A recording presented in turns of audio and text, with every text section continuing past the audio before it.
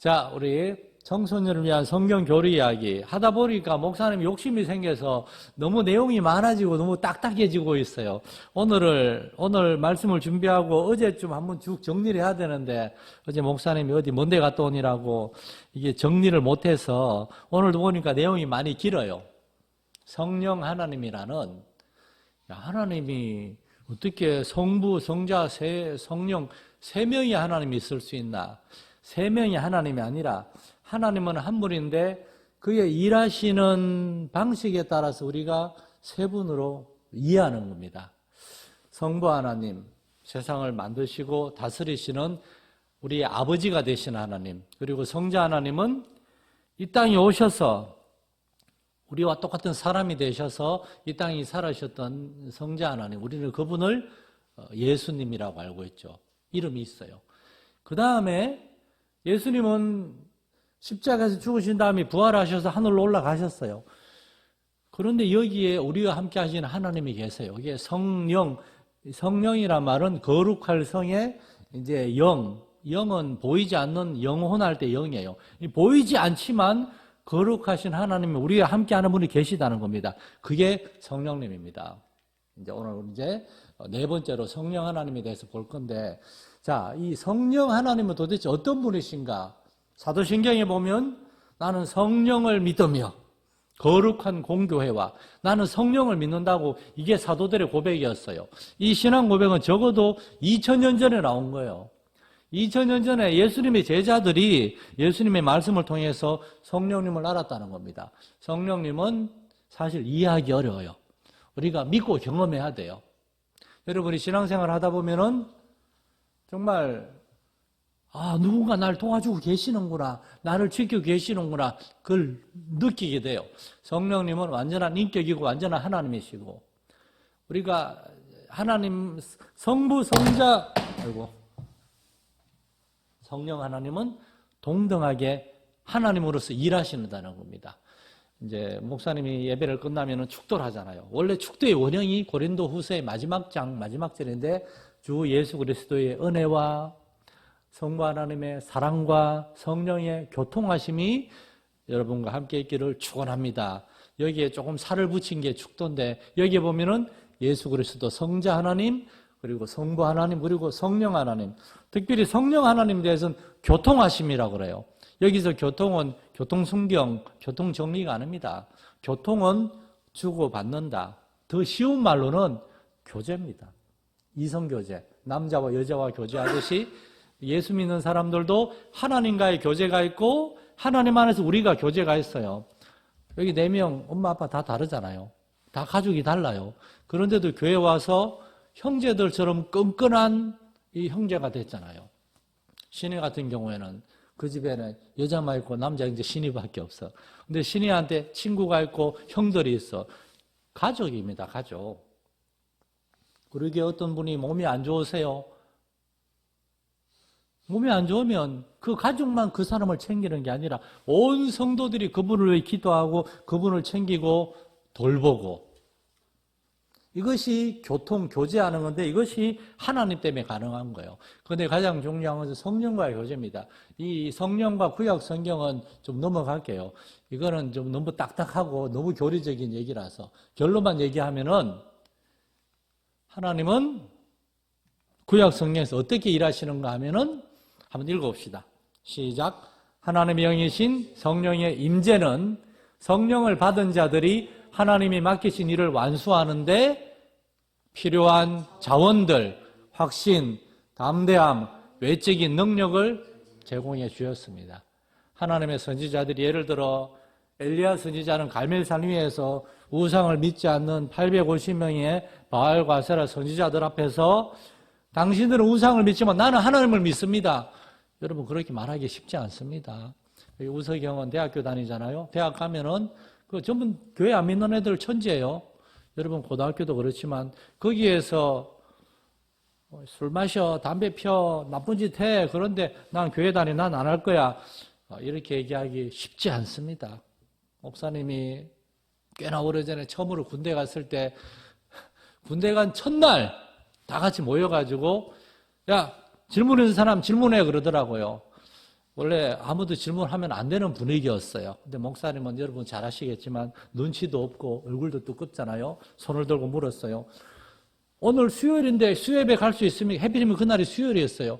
수요예배 갈 수 있습니까? 하니까 앞에 그 부대장이 내가 이게 20년 동안 했었는데 군대 온 첫날 교회 가자는 놈은 처음 봤다. 너 뭐 하는 놈이야?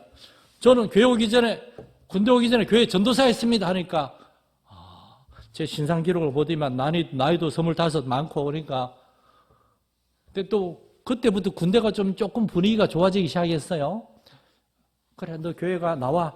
너 교회 갔다 와. 원래 그 시간에 보초성으로 훈련은 너 교회 가기에 나와. 근데 제가 나가면서 목사님이 또 그랬어요. 한 가지 더 말씀드려도 되겠습니까? 뭐 하니까 저 말고 다른 애들도 교회 갈 애들 있지 않겠습니까? 그러니까 부대장님이 너무 어이없어 하면서 교회 갈 놈이 있어 하니까 대여섯 명이 이렇게 손을 들더라고요. 그래서 제가 데리고 군대 간 첫날 수요예배를 갔어요. 그날부터 제가 찍혔어요. 쟤는 조심해야 된다고. 쟤 잘못 건드리면 안 된다고. 나중에 하나님의 은혜로 그 부대의 제일 높은 부대장 중령님하고 친해지게 됐어. 그분이 교회 다니는 분이었어요. 그 부대장님이 목사님 소문을 듣고 나중에 뭐 설교도 시키고 이렇게 뭐 그런 일이 있었는데 나중에 기회 되면 또 간증할게요. 여러분, 하나님이 목사님한테 그런 뻔뻔함과 담대함을 주셨는데 예를 들어 삼손 같은 사람, 삼손이 이스라엘의 사사로서 블레셋 사람들을 봤는데 이스라엘을 괴롭힐 때 하나님이 삼손에게 어떤 사람에게는 지혜와 담대함을 주셨는데 삼손에게는 힘을 줬어요. 사자와 싸워 이기고 블레셋 사람들, 블레셋 군대 1000명과 싸워 이기고 삼손이 나귀뼈 하나로 블레셋 군사 1000명과 싸워 이기고 구약 성경에 보면 하나님이 이렇게 성령을 주셔서 사람들이 특별한 일을 하시고 그런 일이 있습니다. 그런데 성령에 대해서 가장 많은 것은 예수 그리스도와의 관계입니다. 왜냐 하면은 성령님은 예수 그리스도가 이 땅에 오시는데 정말 중요한 일을 했어. 그 이유가 뭔가 하면은 예수님이 오시는 것이 하나님의 창조와 구원의 완성이거든요. 예수님이 오셨기 때문에 우리가 회개하고 하나님께로 돌아가서 하나님의 자녀가 되고 예수님이 십자가에서 죽으시고 끝이 아니라 부활하셨기 때문에 우리도 덩달아 부활할 수 있는 겁니다. 부활절 때 가장 많이 듣는 얘기가 뭡니까? 예수님이 부활의 첫 열매라고 그래요. 그 말은 예수님이 처음으로 부활했기 때문에 그 다음에 줄줄이 부활할 사람이 있다는 거예요. 우리가 그렇게 부활할 겁니다. 목사님의 할머니가 1999년에 목사님의 보는 앞에서 돌아가셨어요. 목사님 할머니는 정말 신앙생활 열심히 했어요. 책에도 나왔어. 얼마나 신앙생활 열심히 하는지. 천국에 계실 거 믿어요. 목사님도 나중에 죽은 다음에 하나님 앞에 가지고 다시 부활합니다. 왠가하면 할머니는 돌아가셨고 육체는 땅에서 이미 썩어 없어졌어요. 영으로 하나님 관계에 계셔요. 근데 때가 되면 할머니도 부활하고 목사님도 죽은 다음에 부활해서 이제 몸으로 다시 만나. 그게 예수님이에요. 예수님이 부활한 다음 예수님이 뭐 했어요? 제자들 만졌어요. 음식도 먹었어요. 그게 부활한 몸입니다. 우리가 때가 되면 그렇게 될 건데 그걸 처음으로 보여준 분이 그리스도. 그걸 가능하게 하신 분이 성령 하나님이십니다. 예수님은 성령으로 잉태됐다고 성경이 말하죠.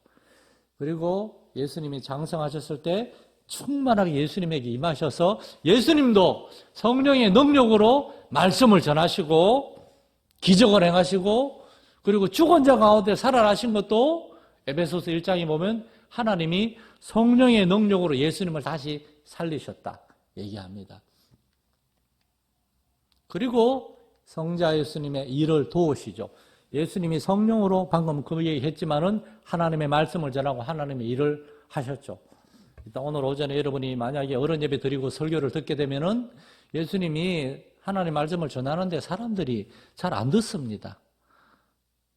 예수님이 막 기적을 행하죠. 와서 기적을 행해 주세요. 죽은 자를 살리고 병든 자를 고치고 먹을 걸 주세요. 그것만 바라보고 그 다음에 다 그냥 돌아가요. 예수님은 그들에게 하나님의 말씀을 전하고 싶은데 말씀을 안 들어. 얼마나 실망이 되겠어요. 여러분이 열심히 전도하고 막 그러는데 친구들이 교회도 안 오고 지금 현석이 교회에서 몇 주 안 오고 하니까 조금 우리 마음이 아프잖아요.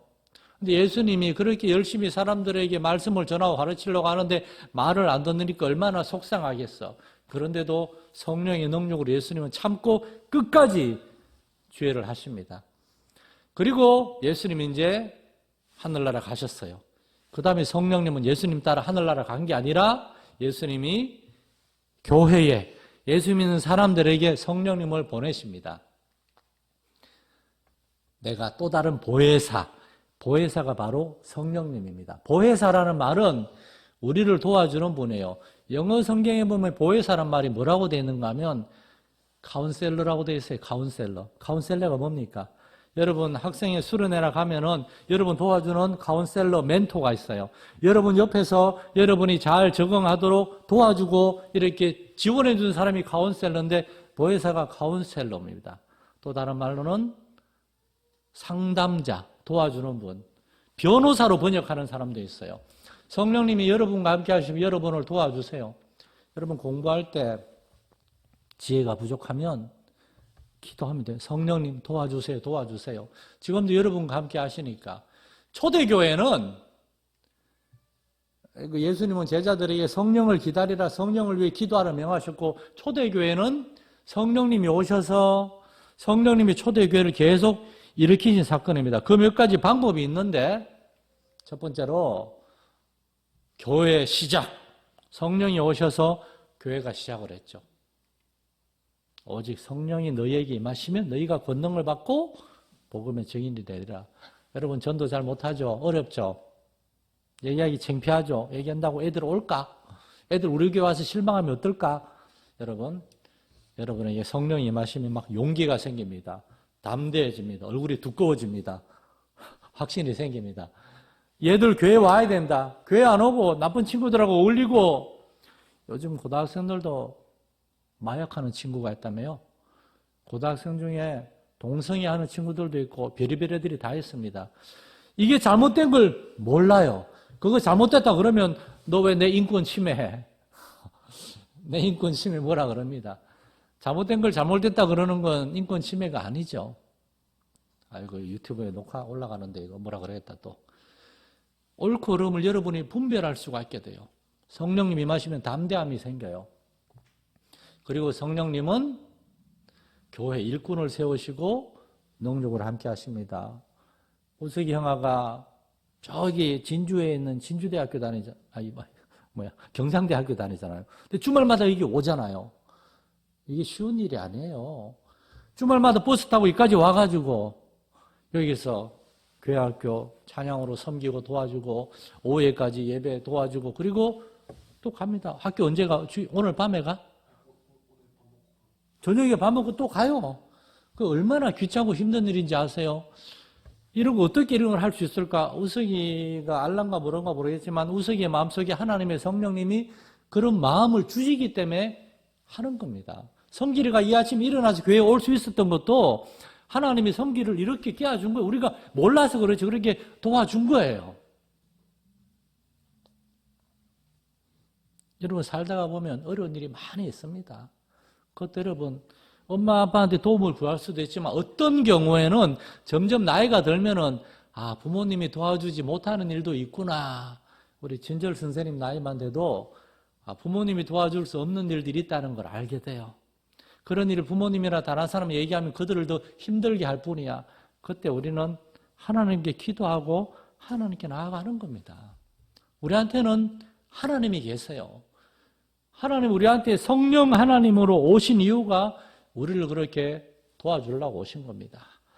여러분이 교회 다니면서 하나님에 대해서 더 깊이 알고 하나님께 기도하고 그분의 도우심을 실제로 경험할 수 있는 그런 삶이 될 수 있기를 바랍니다. 기도하겠습니다.